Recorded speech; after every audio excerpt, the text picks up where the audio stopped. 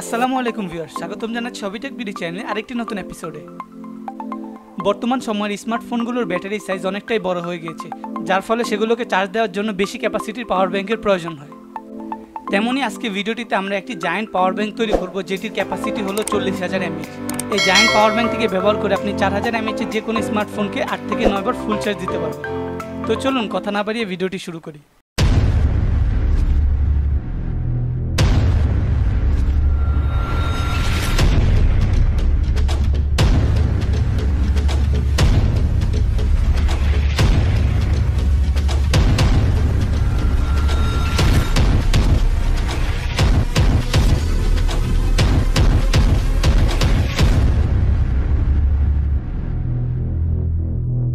এই পাওয়ার ব্যাংকটি তৈরি করার জন্য আমি এখানে 3.7 ভোল্টের লিথিয়াম আয়ন ব্যাটারি ব্যবহার করব।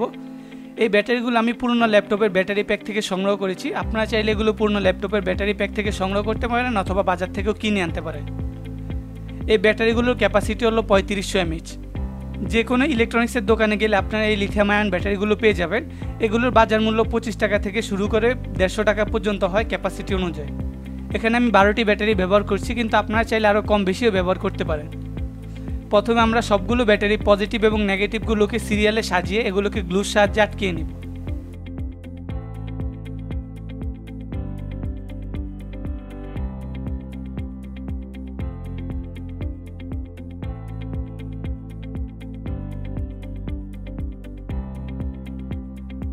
এবার আমরা প্রত্যেকটি ব্যাটারির পজিটিভের সঙ্গে একটি তার প্যারালাল করে লাগিয়ে নিব এবং প্রত্যেকটি ব্যাটারির নেগেটিভের সঙ্গে একটি তার প্যারালাল করে লাগিয়ে নিব।